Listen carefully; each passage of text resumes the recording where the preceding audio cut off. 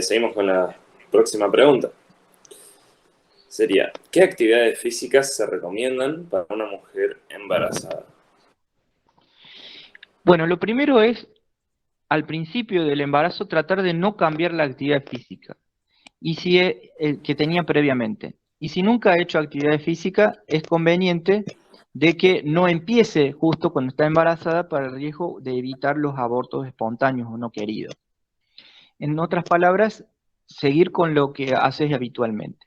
Y dejar, especialmente si son los primeros embarazos, con o sin actividad física, con o sin sobrepeso, dejar la posibilidad de que un fisioterapeuta se encargue de eso y le va dando diferentes tipos de ejercicios, que consisten generalmente ejercicios con una pelota grande, ejercicios simples, que lo que van a hacer las mujeres embarazadas, van a tratar de estar en un estado relajado, pero que hagan consistencia y fuerza, generalmente en ejercicios que aumenten la fuerza de la pelvis.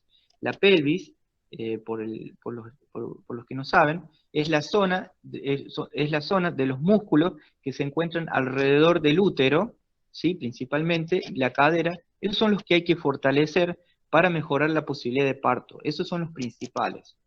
Pero una persona que ya estaba haciendo actividad física puede seguir ejerciendo, excepto con algunos instrumentos, como por ejemplo, por ahí tratar de evitar la bicicleta o tratar de evitar de ir en moto en lo posible, para lo mismo, para evitar traumas que puedan producir un aborto no deseado. Te pregunta, ¿por qué la mujer deja de menstruar cuando está embarazada? Bueno, la menstruación, en definitiva, es cuando caen las hormonas estrogénicas y progesterona. Como habíamos mencionado antes, el estado de embarazo es un estado de hiperestrogenemia e o sea, un aumento de las hormonas progesterona y un aumento de la hormona de estrógeno. Cuando una mujer tiene la menstruación, lo que está pasando es que caen estas dos hormonas y eso elimina el estímulo del crecimiento proliferativo del endometrio, que es la parte interna del útero, y que hace que la mujer lo mantenga, digamos, que el útero se mantenga de una forma que esté nutrido. Entonces, cuando caen estas hormonas, esas nutriciones decaen y empieza a morirse. Al morirse ese tejido, cae todo el tejido que está alrededor, que es un tejido rico en vascularización. Y eso definitivamente es lo que es la menstruación. Durante el embarazo eso no pasa. Lo que pasa es que la progesterona sigue aumentando. De hecho, el nombre progesterona se lo está diciendo.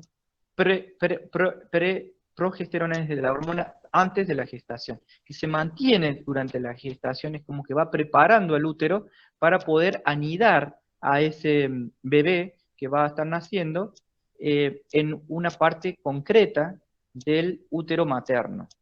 Entonces, como eso no pasa, no se produce esa menstruación directamente y se procede directamente a eh, al embarazo y no se produce la menstruación.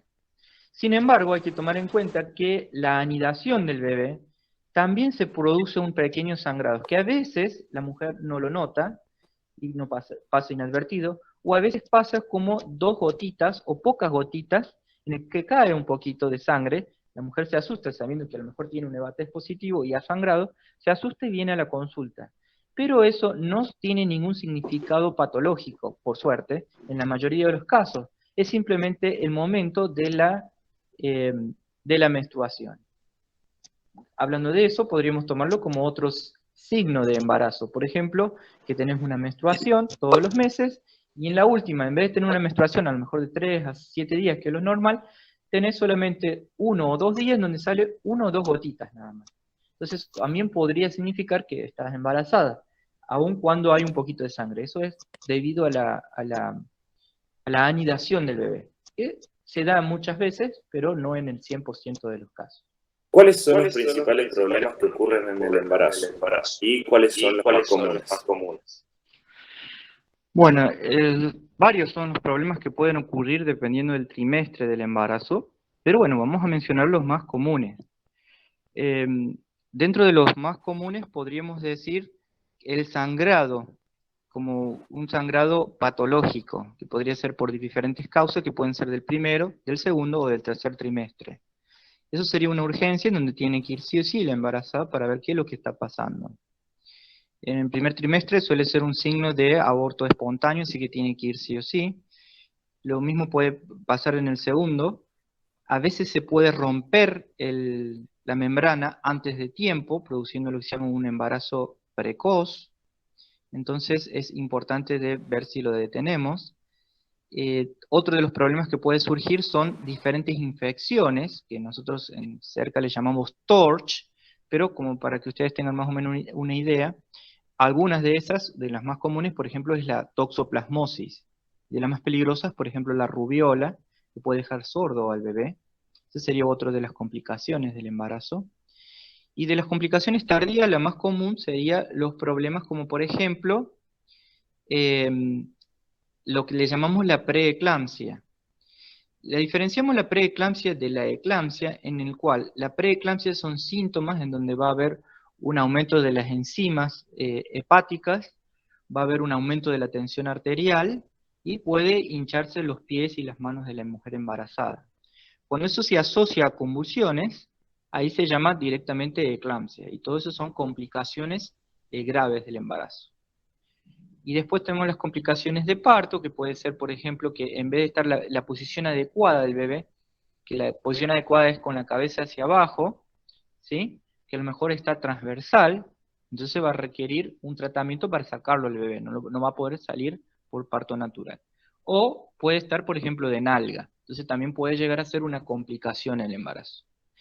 Y algunas de otras complicaciones, especialmente en mujeres delgadas o con cadera chica, que podrían ser, o que sean embarazos adolescentes, podría ser que no tengan la capacidad para hacer la expansión suficiente para salir por el canal de parto. Esa sería una complicación que también puede llegar a ser grave si no se detecta antes.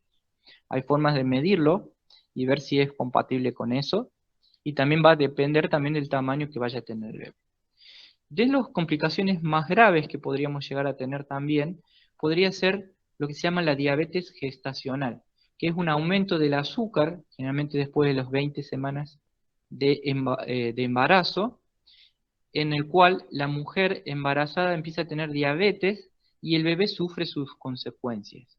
¿Cuáles son esas consecuencias? Puede ser un aumento del tamaño del bebé en forma desproporcionada y una incapacidad para utilizar bien el páncreas, que puede hacer hipoglucemias bastante graves si no se trata a tiempo.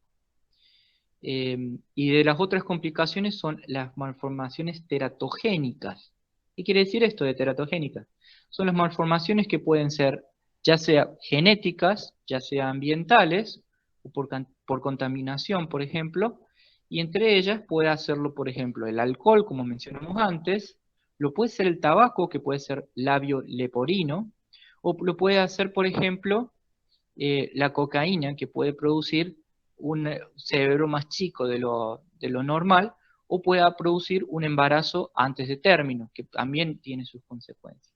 Cuando el embarazo viene muy chiquitito y nace antes de término, tenemos problemas que también hay que solucionar a veces en forma inmediata, porque a lo mejor los pulmones no se han desarrollado. Otro de los problemas que podría tener también es la falta de desarrollo adecuado del pulmón del bebé. Hay una sustancia que se llama surfactante, que puede ser una de las que puede provocar un aumento, una inmadurez del pulmón, y cuando nace no tiene la capacidad de respirar adecuadamente. Entonces el médico lo que hace es, cuando se da cuenta de eso, rápidamente tiene que, de alguna forma, ponerle un respirador y al mismo tiempo conseguir ese surfactante, que no es fácil de conseguir, aunque en los hospitales grandes lo podemos tener, y se puede utilizar para mantenerlo vivo a ese bebé, y eso sería otra de las complicaciones del embarazo. Hay complicaciones maternas del embarazo y la principal son las infecciones. La infección principal de la mujer embarazada puede ser a nivel directamente del amnios, una corioamnionitis, como se llama, o una sepsis. La sepsis significa que esa infección que a lo mejor empezó a través del útero, se empezó a desparramar por todo el cuerpo y la mujer está bastante complicada. Cuando eso pasa, normalmente la internamos, le damos antibióticos y a veces sale y muchas veces no. Por eso es muy importante tratar de evitar las infecciones.